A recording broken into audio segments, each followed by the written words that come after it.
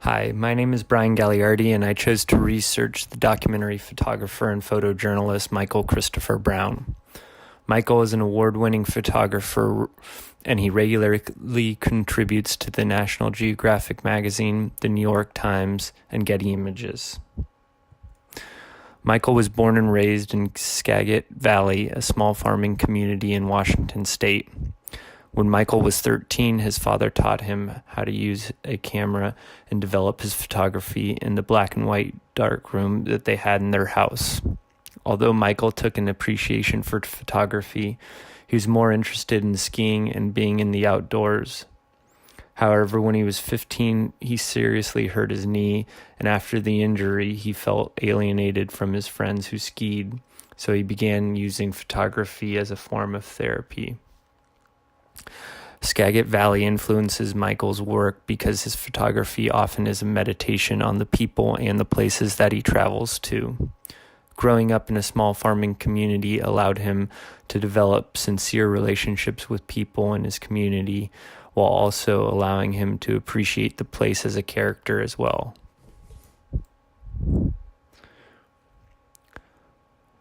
Michael attended Western Washington University, where he graduated in 2000 with a degree in psychology and a minor in studio art. After failing to get internships at any newspaper, he decided to attend the School of Visual Communication at Ohio University. He received a Master of Arts in Documentary Photography in 2003.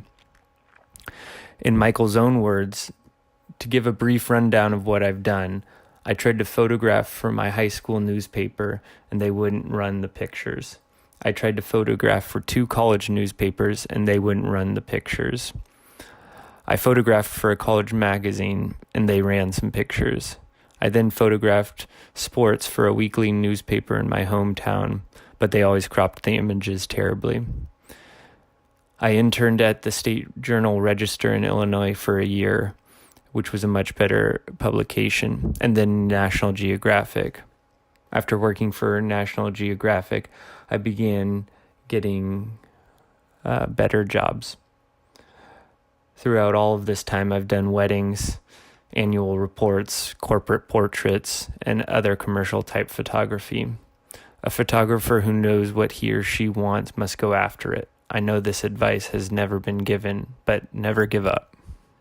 I chose to research this artist because I first became interested in him after I heard he was with a hero of mine, Tim Hetherington, and he was with Tim when Tim was tragically killed in Libya, documenting the Libyan revolution. Michael sustained injuries from the mortar explosions as well, but he was fortunate that none were fatal. After reading about Michael, I became an instant fan, and he was an incredible photographer, but he was even a better storyteller. He seemed to have immense passion for his profession and for the people and places he went to photograph. One of my favorite quotes was when Michael was asked if he was ever annoyed that people did not take him seriously when he would photograph with his iPhone. And Michael said, "In general, being identified as a photographer doesn't interest me unless it increases access or is somehow significantly beneficial. I feel more like a collector anyways than a photographer." More than anything, Michael seemed to be authentic, and it showed not only in his work, but it also shows in the way that he carries himself. Michael has a distinct photographic style, and to make sure he stays true to his creative voice, he often avoids looking at other photographers' work, unless there is a direct tie to a project he is working on. With that said, Michael credits his graduate school professor, Terry Eiler, as a supporter and inspiration.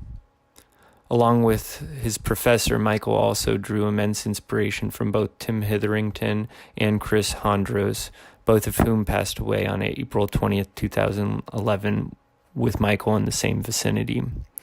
Ron Haviv and Ben Lowy also provide Michael with inspiration, as they too would often photograph with iPhones while on duty filming and photographing the Libyan revolution.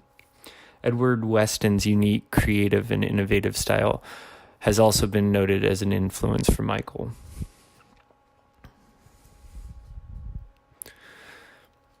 Michael's photographic work often involves working with underrepresented communities.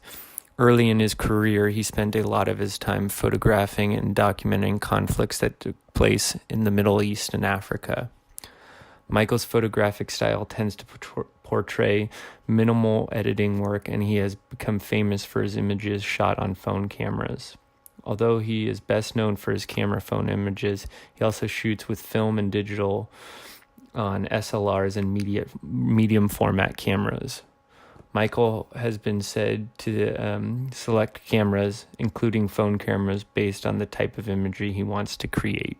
One of Michael's first professional substantial projects was in 2009 and 2010, when he spent a lot of time in China and put together a series of works from the road, trains, and subway trips throughout China.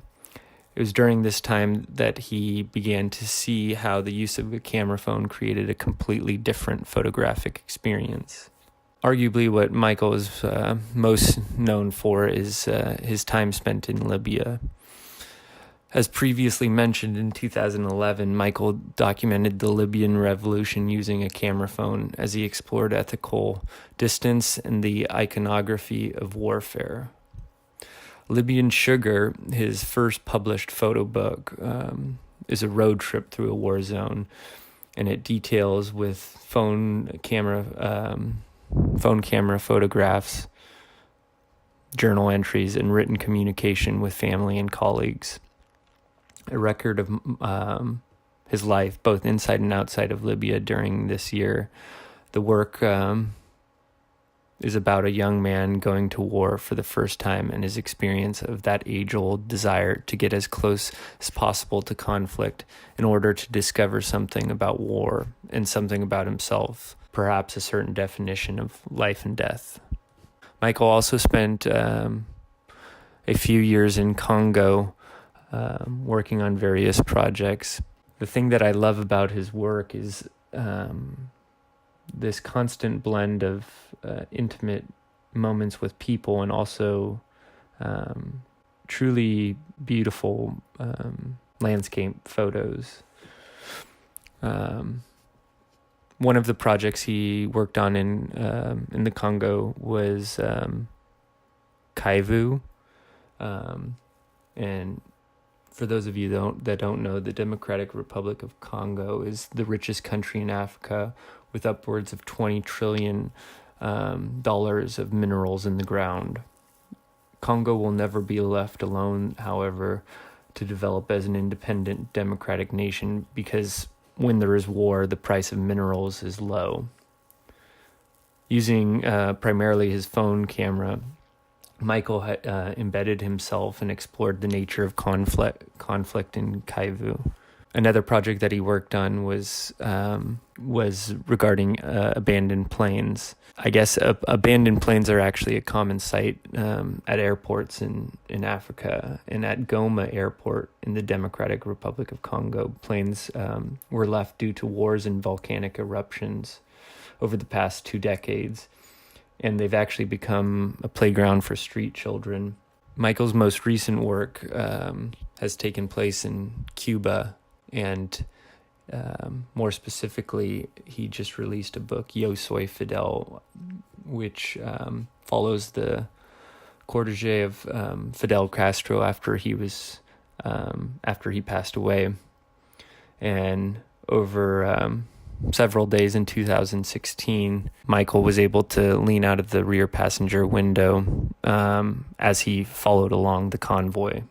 Michael's work matters because he really focuses on people and place. And as he said, the thing that he's most interested in is the relationship between distance and honesty. And as one moves closer to their limits, they often become more honest. Thank you.